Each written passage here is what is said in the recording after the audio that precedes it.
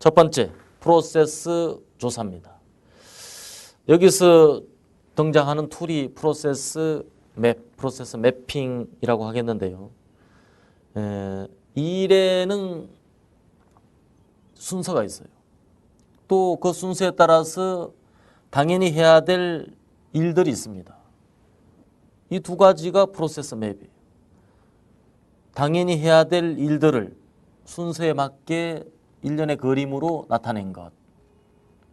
당연히 해야 될 일을 못해도 일이 안 됩니다.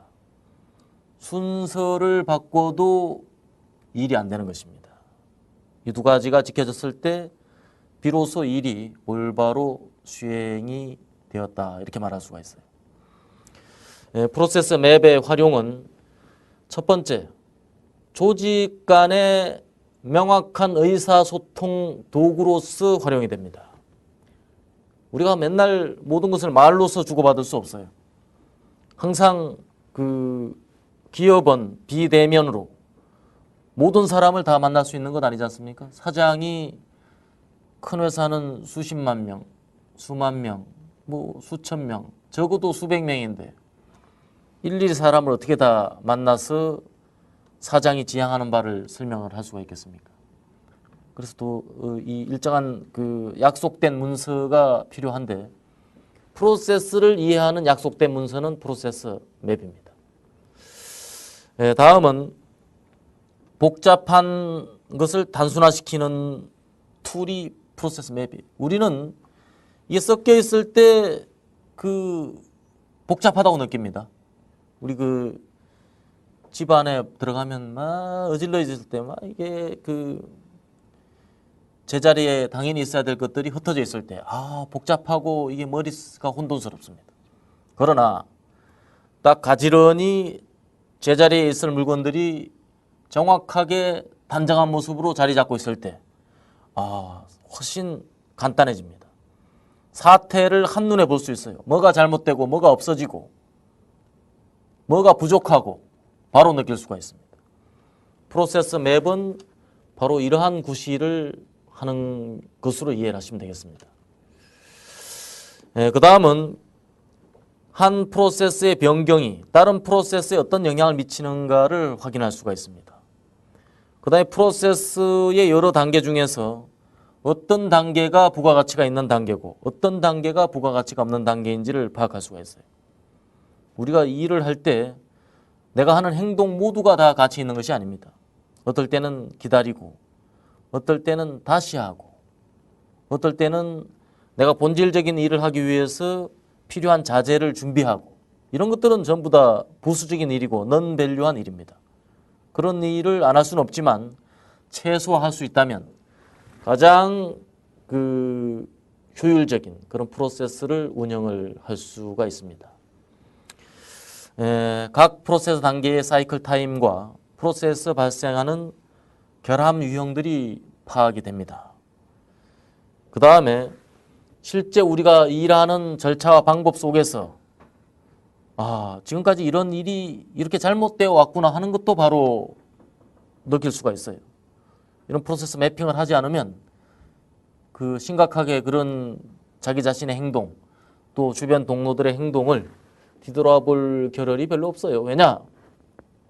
그냥 앞만 보고 가기 때문에 또 골똘히 생각해 볼 이유도 그다지 느끼지 못합니다. 그래서 프로세스 맵은 이와 같이 다양한 기능을 하게 됩니다. 프로세스 맵의 작성 원칙은 절대 상상이나 가정을 하지 않아야 됩니다.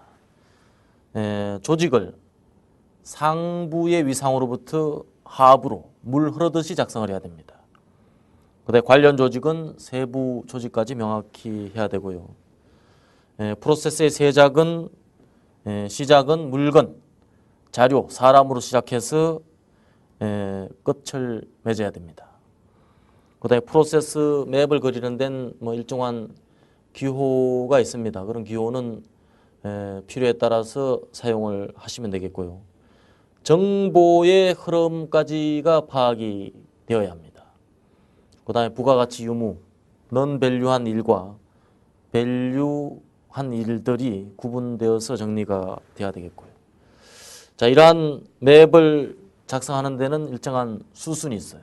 첫 번째는 프로세스 스텝을 먼저 작성을 합니다. 전화 걸기 프로세스 맵. 전화 걸기 어떻게 됩니까? 누구한테 전화해야 될 전화번호를 확인한다. 그 다음에 수화기를 던다. 전화번호를 누른다. 여기서 순서가 틀리면 어떻게 됩니까? 먼저 전화번호를 던다. 근데 누구한테 전화해야 될 전화번호를 몰라. 그럼 수화기 놓고 다시 가서 알아봐야 됩니다. 전화번호를 확인했다. 그 다음에 수화기 안 들고 전화번호를 꼭꼭 눌렀다. 신호가 가겠습니까? 수화기를 들어야 됩니다. 그래서 이 일의 순서가 매우 중요하다는 걸 우리가 알 수가 있고요. 두 번째는 스텝별 상세한 프로세스를 기록을 하게 됩니다.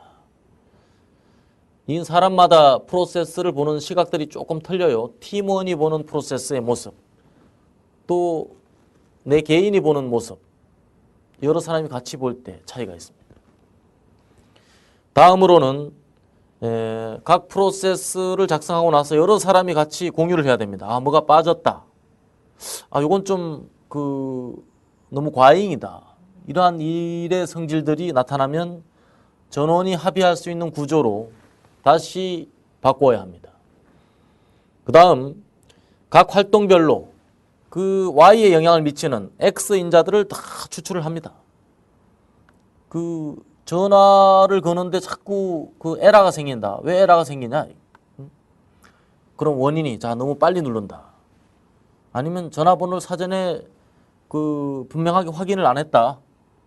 또는 이게 기계적으로 버튼이 자꾸 5번 버튼이 한번 눌렀는데 이게 자꾸 눌러도 5번 버튼은 잘 작동이 안 되는 경우가 있어요. 우리 핸드폰 번호 누를 때도 어떤 번호는 계속 눌렀는데도 안 찍히는 경우가 있죠. 그래서 기계적인 문제가 있을 수도 있어요. 그래서 여러 가지 잠재적인 원인들을 다 도출을 해내야 됩니다. 그 다음에 이러한 것들을 전부 다 목록으로 정리를 하고 여러 사람이 모여가지고 공동의 확인을 거치는 것. 이와 같은 수순을 통해서 우리 프로세스의 모습이 완성이 되게 되겠는데요. 지금 그림에서 보시는 것은 매장에서 접수로부터 본사에서 처리하고 수선업체에서 수리하고 최종적으로 고객에게 전달하는 AS 서비스 프로세스를 하나의 매핑으로 그려낸 사례가 되겠고요. 각각 프로세스 스텝이 있죠.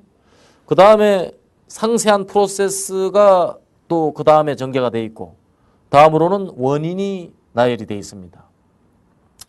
이것도 그렇게 모든 프로세스의 요소가 망라되었다고 볼 수는 없습니다. 그렇지만 우리가 필요에 따라서 집중해야 될 항목들이 따로 있어요. 여기에서는 원인을 도출하는 데 초점이 있기 때문에 이런 정도의 프로세스 모습을 사례로서 제시를 하고 있습니다. 다음은 특성 요인들입니다. PC본 차트라고도 하죠. 이 생선뼈같이 생겼다 해서 붙여진 이름이고요. Cause and Effect 다이어그램이라고도 합니다. 그래서 이 특성 요인들은 결과를 먼저 제일 오른쪽에 위치를 시킵니다. 그걸 특성이라고 하죠. 그림에서 지금 보고 계십니다. 그 다음에 이제 각각의 생선뼈에서 큰 줄기들을 뽑아냅니다. 이게 요인들이에요. 흔히 이런 요인들은 포엠에 근거해서 작성하는 것이 일반적입니다. 포엠.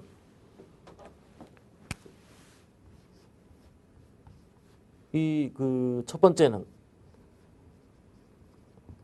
머신, 두 번째는 맨. 그러니까 이 기계가 변동을 일으키는 영향, 사람에 의한 영향. 그 다음에 세 번째는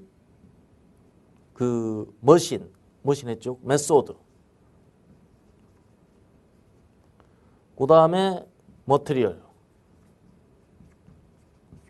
그러니까 이 기계와 사람과 일하는 방법과 재료 이런 것들이 전부 다 공정의 변동을 일으키는 주요한 요인입니다. 그래서 특성 요인들을 작성할 때는 이 네 가지 카테고리, 여기에 뭐 플러스에서 environment, 환경적인 요인, 또 measurement, 어떤 측정 시스템에 대한 요인, 이렇게 뭐 추가하는 경우도 있습니다만은 통상 이 네 가지는 빼놓을 수 없는 필수적인 그런 카테고리라고 볼 수가 있겠습니다. 특성 요인도는 그 조건이 있어요. 그래서 원인을 발췌함에 있어서 기본적으로 누락되면 안 됩니다. 그 다음에 그 말단의 원인까지 상세하게 도출이 되어야 합니다. 다음으로는 큰 가지, 중간 가지, 이런 그 레벨을 분명히 해야 돼요. 그래서 그 머티리얼 이런 것들이 이제 가장 큰 가지고, 그 중간에 또 부수적인 그 가지들이 있어요. 그 레벨을 정하는 것이 그 매우 중요한 문제입니다.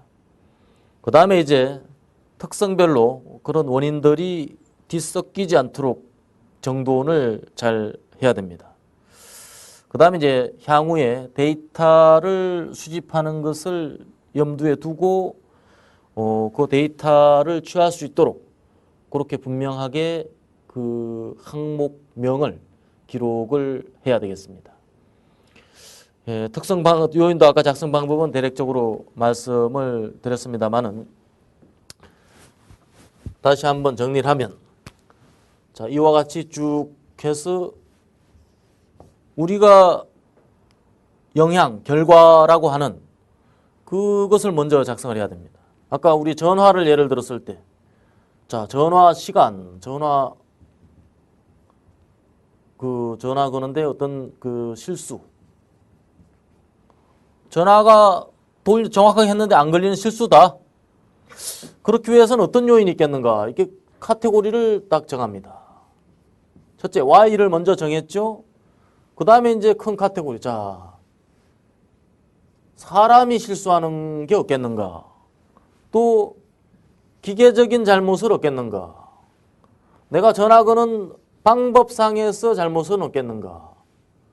그 다음에 어떤 재료, 재료는 여기서 크게 합당하지 않으면 다른 카테고리로 수정할 수도 있을 것입니다. 그 다음에 이제 여기서 방법은, 자, 어떤 그 버튼을 누르는 방법, 그 다음에 또 어떤 조작하는 방법, 각 차이가 있을 수가 있겠죠. 그 다음에 이 기계가 어떤 그 다이얼이 수동식이냐 아니면 자동식이냐 뭐에 따라서 또 다시 그 차이가 있을 수가 있고, 이런 작은 가지. 그 다음에 경우에 따라서 작은 가지에서 파생된 더 작은 가지가 있을 수가 있어요. 이와 같은 순서로 작성을 하고 최종적으로 이 중에서 중요한 것들을 완성시켜내는 것, 하이라이트 하면서 강조할 수도 있겠죠. 지금 특성 요인도 사례를 보고 계십니다. 수선 시간이 왜 길어질까? 사람의 문제. 사람은 본사 직원, 그 본사 직원이 과도한 AS 업무 때문에 그렇다. 또 휴가 시 업무 백업이 부족해서 그렇다. 그 다음에 두 번째로 매장 직원이 지연을 초래하는 경우. 첫 번째는 수선물을 고객으로부터 받았는데 제때 본사에 발송하지 않았다. 두 번째는 AS가 뛰어난 직원들을 선별하는 그런 기능이 부족했다. 그래서 이와 같은 방식으로 메소드, 그 다음에 환경, 그 다음에 자원, 이렇게 구분을 해서 특성 요인도를 작성한 사례가 제시가 되어 있습니다.